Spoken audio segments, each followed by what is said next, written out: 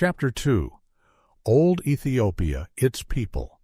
Because of the great lapse of time, it seems almost impossible to locate the original seat of the old Ethiopian Empire. Bois thought it was Happy Araby, that from this central point the Cushite race spread eastward and westward. Some authorities, like Gesenius, thought it was Africa. The Greeks looked to old Ethiopia and called the Upper Nile the common cradle of mankind. Toward the rich luxuriance of this region, they looked for the Garden of Eden. From these people of the Upper Nile arose the oldest traditions and rites, and from them sprang the first colonies and arts of antiquity. The Greeks also said that Egyptians derived their civilization and religion from Ethiopia. Egyptian religion was not an original conception, for 3,000 years ago she had lost all true sense of its real meaning among even the priesthood. Budge, Osiris, and the Egyptian Resurrection.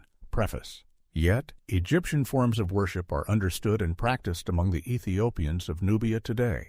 The common people of Egypt never truly understood their religion. This was why it so easily became debased. Ptolemaic writers said that Egypt was formed of the mud carried down from Ethiopia, that Ethiopians were the first men that ever lived, the only truly autochthonous race, and the first to institute the worship of the gods and the rites of sacrifice.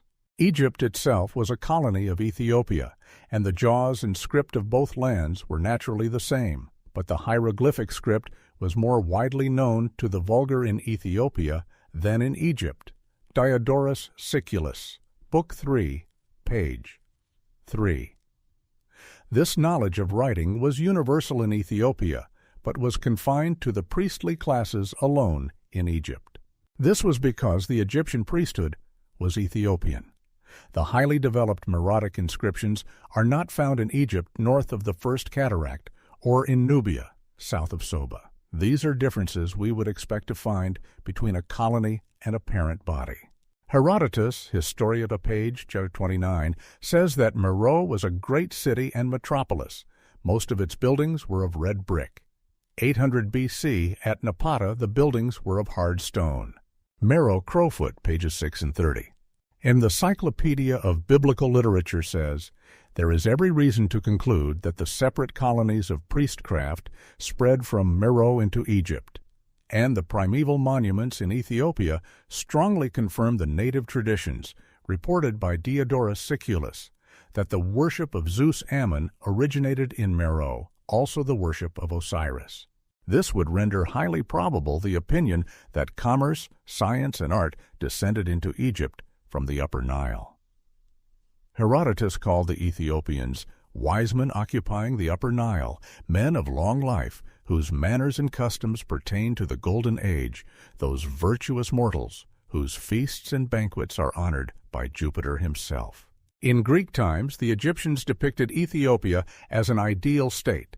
The Puranas, the ancient historical books of India, speak of the civilization of Ethiopia as being older than that of Egypt. These Sanskrit books mention the names of old Cushite kings that were worshipped in India and who were adopted and changed to suit the fancy of the later people of Greece and Rome. The Hindu Puranas speak of the Cushites going to India before they went to Egypt, proving Hindu civilization coeval with that of Chaldea and the country of the Nile. These ancients record that the Egyptians were a colony drawn out from Kushadwipa, and that the Pali, another colony that made the Phoenicians, followed them from the land of Kush. In those primitive days, the central seat of Ethiopia was not the Meroe of our day, which is very ancient, but a kingdom that preceded it by many ages. That was called Meru. Lenormant spoke of the first men of the ancient world as men of Meru. Sanskrit writers called Indra, chief god of the Hindu, king of Meru. He was deified and became the chief representative of the Supreme Being. Thus was primitive India settled by colonists from Ethiopia. Early writers said there was very little difference in the color or features of the people of the two countries. Ancient traditions told of the deeds of Deva-Nahusha, another sovereign of Meru, who extended his empire over 3 worlds. The lost literature of Asia Minor dealt with this extension of the Ethiopian domain. An old poem, Phrygia, was a history of Dionysus, one of the most celebrated of the old Ethiopians. It was written in a very old language and character. He preceded Menes by many ages. Baldwin says that the authentic books that would have given us the true history concerning him perished long before the Hellenes. The Greeks of historical times distorted the story of Dionysus and converted him into their drunken god of wine. They misconstrued and misused the old Cushite mythology wherever they failed to understand it and sought to appropriate it entirely to themselves. One of the poetical versions of the taking of Troy on the coast of Asia Minor was entitled the Ethiops, because the inhabitants of Troy, as we shall prove later, who fought so valiantly in the Trojan War, were Cushite Ethiopians. This version presented the conflict as an Egyptian war. In those early ages, Egypt was under Ethiopian domination. In proof of this fact, the Cyclopedia of Biblical Literature says, Isaiah often mentions Ethiopia and Egypt in close political relations. In fine, the name of Ethiopia chiefly stood as the name of the national and royal family of Egypt. In the beginning, Egypt was ruled from Ethiopia. Ethiopia was ruined by her wars with Egypt, which she sometimes subdued and sometimes served. Modern books contain but little information about the country of the Upper Nile, but archaic books were full of the story of the wonderful Ethiopians. The ancients said that they settled Egypt. Is it possible that we could know more about the origin of this nation than they? Reedus says, the people occupying the plateau of the Blue Nile are conscious of a glorious past and proudly call themselves Ethiopians. He calls the whole triangular space between the Nile and the Red Sea Ethiopia proper. This vast highland constituted a world apart. From it went forth the inspiration and light, now bearing its fruit in the life of younger nations. Herein thought that excepting the Egyptians, no aboriginal people of Africa so claim our attention as the Ethiopians. He asks, to what shall we attribute the renown of Tils, one of the most distant nations of tile earth? How did the fame of her name permeate the terrible deserts that surrounded her, and even yet form an insuperable bar to all who approach? A great many nations, distant and different from one another, are called Ethiopians. Africa contains the greater number of them, and a considerable tract in Asia was occupied by this race. The Ethiopians were distinguished from the other races by a very dark or completely black skin. Herein Historical Researches, Ethiopian Nations. Chapter 1, page 46. Existing monuments confirm the high antiquity of Meroe. In the Persian period, Ethiopia was an important and independent state, which Cambyses vainly attempted to subdue.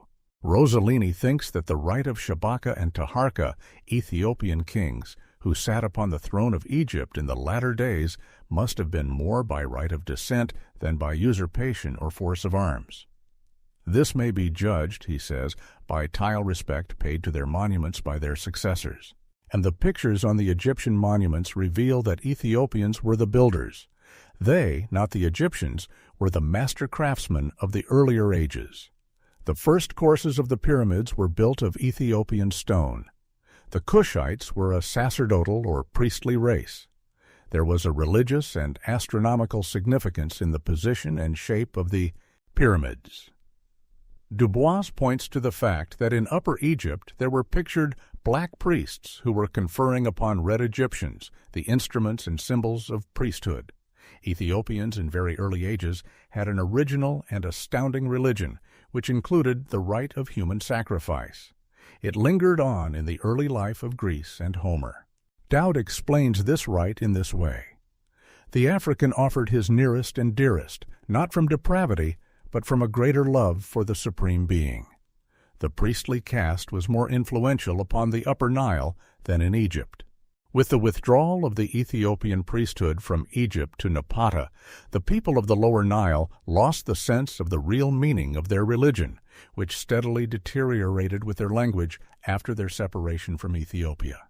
If we visit Nubia, modern Ethiopia today, We can plainly see in the inhabitants their superiority to the common Egyptian type. The Barabra or Nile Nubians are on a footing of perfect equality in Egypt because that was their plain in ancient days.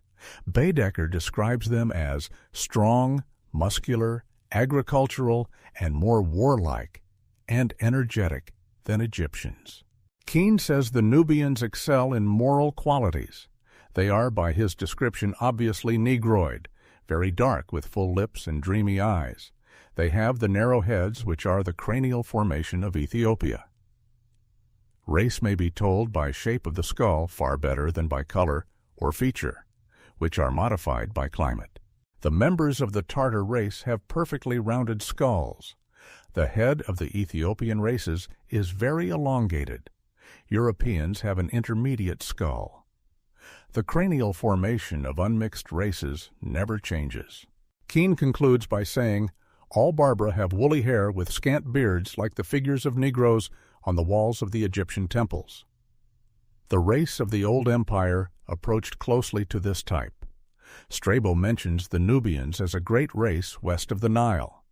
They came originally from Kordofan, whence they emigrated 2,000 years ago.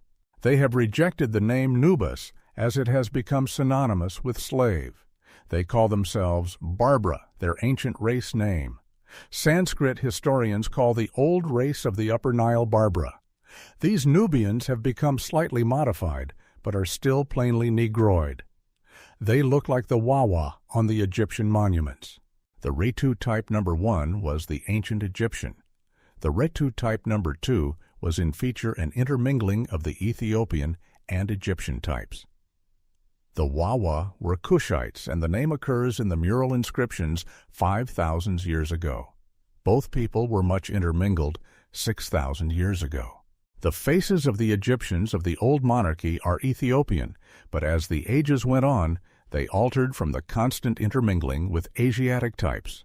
Also, the intense furnace-like heat of Upper Egypt tended to change the features and darken the skin.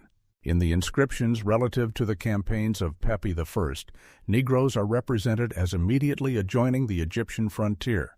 This seems to perplex some authors. They had always been there. This was the old race of pre-dynastic Egypt, the primitive Cushite type. This was the aboriginal race of Abyssinia. It was symbolized by the Great Sphinx and the marvelous face of Cheops. Take any book of Egyptian history containing authentic cuts and examine the faces of the first pharaohs. They are distinctively Ethiopian. The Agu of the monuments represented this aboriginal race. They were the ancestors of the Nubians and were the ruling race of Egypt. Petrie in 1892 exhibited before the British Association some skulls of the 3rd and 4th dynasties showing distinct Negroid characteristics. They were dolichocephalic or long-skulled. The findings of archaeology more and more reveal that Egypt was Cushite in her beginning and that Ethiopians were not a branch of the Japheth race in the sense that they are so represented in the average ethnological classifications of today. Egyptians said that they and their religion had come from the land of Punt. Punt is generally accepted today to have been Somaliland south of Nubia. On the pictured plates at Deir el-Bahari, the huts of the people of Punt were like the tokuls of the modern Sudanese, being built on piles approached by ladders. The birds were like a species common among the Somali. The fishes were not like those of Egypt. The wife of the king of Punt appears with a form like the Bongo women with exaggerated organs of maternity. This was a distinctive Ethiopian form. The king had the Cushite profile. The products carried by the woolly-haired porters were ebony, piles of elephant tusks, all African products and trays of massive gold rings. Punt is mentioned in the inscriptions as a land of wonders. We find marvelous ruins in southeastern Africa that substantiate these reports. The inscription in the rocky valley of Hamat tells how 2000 BC a force gathered in the Thebaid to go on an expedition to Punt to bring back the products that made the costly incense of the ancients. The stage temple at Thebes showed in gorgeous pictures another expedition in 1600 B.C. We now know that Somaliland yielded the frankincense of ancient commerce, which was used in the ceremonials of all ancient kingdoms. Punt was called the Holy Land by the Egyptians. In Egypt today, the most effective battalions are those commanded by black Nubians. In ancient ages, the Egyptians followed the lead of the Ethiopian to battle, and it is instinctive in them to do so today. Cushites were the backbone of the armies in the earliest ages. The Egyptian has no warlike qualities. It was the Cushite who was the head and brains of the foreign conquests. It was the Cushite element of the old empire that extended itself in foreign colonization eastward and westward around the world. Across Arabia and southwestern Asia, even to the central highlands, inscriptions and massive images in stone stand as voiceless witnesses that they were the commanders of the Egyptian armies and that the Ethiopian masses accompanied the soldiers as trusted allies and not as driven slaves. We must remember that in the early ages they were not a subject race, but that their power as a great empire was at its zenith. The Egyptian of today, much changed from the ancient whom Herodotus called black, is content to live in a mud hut beside his beloved Nile. He is despised by the prouder Nubian, who saves his earnings to buy a home and piece of ground in his native Ethiopia. Redis tells us that the dislike between Egyptians and Nubians is carried to such a great extent that the Nubians, even in Egypt, will not marry an Egyptian woman, and that he refuses his daughter in marriage to the Egyptian and Arab. This could have come down alone from an age-old consciousness of superiority. He knows the proud traditions of his race. In books careless of ethnography, we find the Nubian classed with Semitic stock. They have no affinities at all with this race. Nubians are never able to speak the Arabic tongues grammatically. Nubian women are seldom seen in Egypt. They are the most faithful to the manners and customs of the old race. The Egyptian of today makes little showings of ambition or the spirit for great deeds. He squanders his earnings upon trinkets and seems content in the same mud hovel in which the masses of Egyptians primitively lived. Pritchard recognizes two branches of the Nubians of the Nile and those of the Red Sea. In the age of Herodotus, the countries known as Nubia and Sinar were occupied by two different races, one of which he includes under the name Ethiopian. The other was a pastoral race of Semitic descent, which led a migratory life. This distinction continues to the present day. The Red Sea nomadic tribes are extremely savage and inhospitable. The Nile Nubas, or Barbara, are the original Ethiopians. They are agricultural and have the old Hamitic traits. They plant date trees and set up wheels for irrigation. These are the Ethiopians mentioned in Chronicles as possessing war chariots. Their allies were the Libyans. Semites at that age of the world had no possession of iron vehicles. Heron says that the ancestors of these Ethiopians had long lived in cities and had erected magnificent temples and edifices, that they possessed jaw and government, and that the fame of their progress in knowledge and the social arts had spread in the earliest ages to a considerable part of the world. Maurice, that reliable authority on ancient remains, declares, "The ancient Ethiopians were the architectural giants of the past, when the daring Cushite genius was in the full career of its glory. It was the peculiar delight of this enterprising race to erect stupendous edifices, excavate long subterranean passages in the living rock, form vast lakes, and extend over the hollows of adjoining mountains magnificent arches for aqueducts and bridges. It was they who built the Tower of Babel or Belos and raised the Pyramids or Egypt. It was they who formed the grottos near the Nile and scooped the caverns of Salsette and Elephante. These latter are wonders of Hindu architecture. Yanam, their skill in mechanical powers astonishes posterity, who are unable to conceive by what means stones 30, 40, and even 60 feet in length, from 12 to 20 into depth could ever be raised to the point of elevation at which they are seen in the ruined temples of Belbek and Thebais. Those comprising the pagodas of Lindaya are scarcely less wonderful in point of elevation and magnitude. Maurice's Ancient History of Hindustan.